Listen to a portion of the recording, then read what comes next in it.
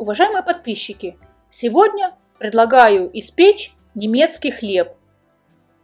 Он на 60% состоит из ржаной муки и на 40% из пшеничной.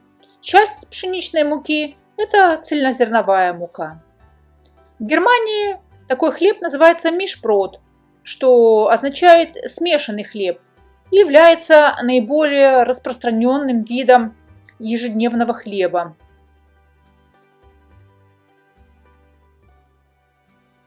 Для закваски смешаем все указанные ингредиенты и поставим на 13-15 часов при температуре 24-27 градусов. Обратите внимание, чтобы температура закваски была выдержана, так как она даст оптимальное соотношение молочно-кислых и уксусных бактерий, и хлеб у нас получится не кислым.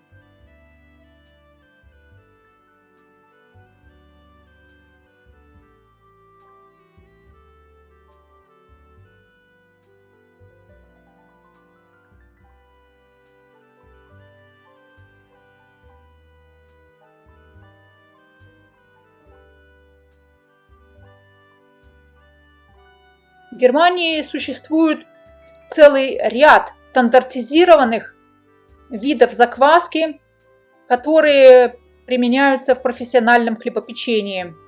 Эти стандартизированные закваски многофазные и довольно-таки трудозатратные. Эта же закваска очень легкая и однофазная.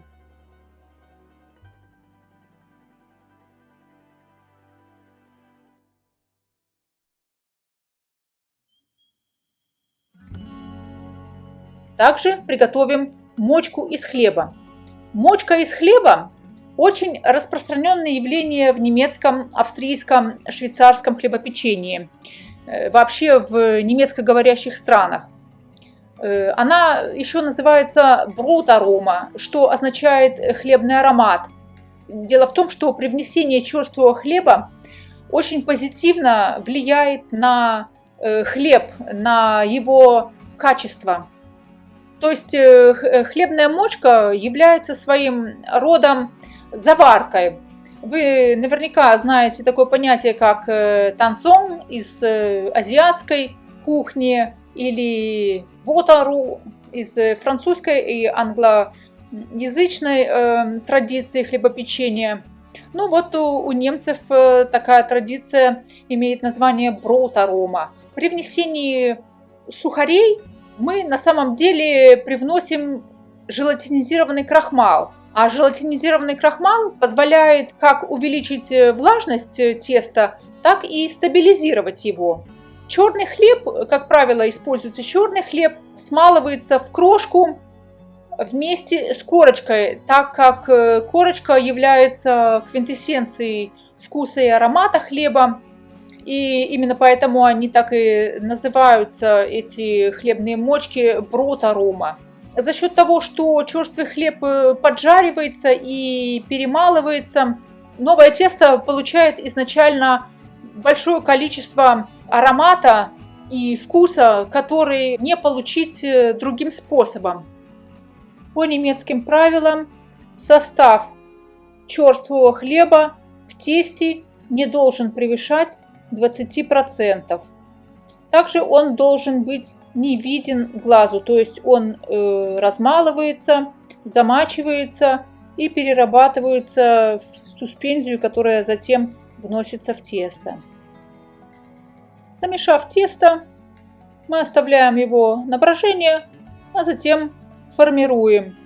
Это очень легкий и комфортный хлеб, его смогут сделать все, даже те, кто не имеет еще достаточно большого опыта работы с ржаным тестом.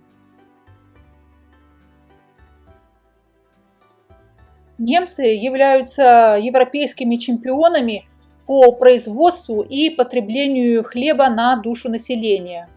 На сегодняшний день в Германии существует более 300 видов хлеба и более 1200 видов изделий мелкой выпечки. Для того, чтобы получить классический вид данного хлеба, заготовку мы выкладываем шлюзом вниз. То есть обычно мы выкладываем заготовку швом вверх, но в данном случае для того, чтобы шов у нас был сверху и раскрылся, дав нам этот своеобразный, рустикальный и такой традиционный вид хлеба для немецкого хлебопечения, австрийского, швейцарского, мы кладем его шлюзом вниз.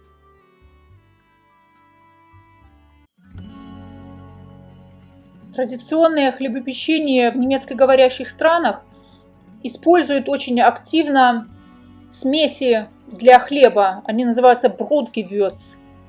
Как правило, они состоят в различных пропорциях из кориандра, тмина, аниса, фенхеля. Brotgewürz можно сделать самостоятельно, можно купить в магазине, но если у вас нет доступа к Brotgewürz в магазине, вы можете самостоятельно сделать его. Описание, как это сделать, пропорции, я напишу в комментарии к видео. Если вам не нравится хлеб с приправами, вы можете просто не использовать их в тесто.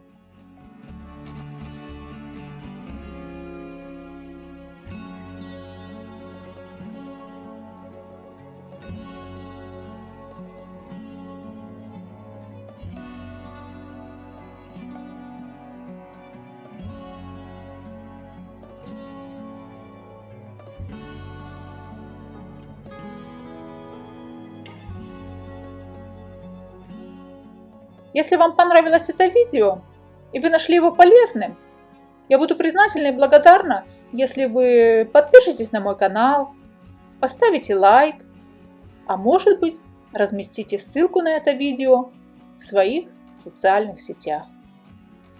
Пеките на здоровье!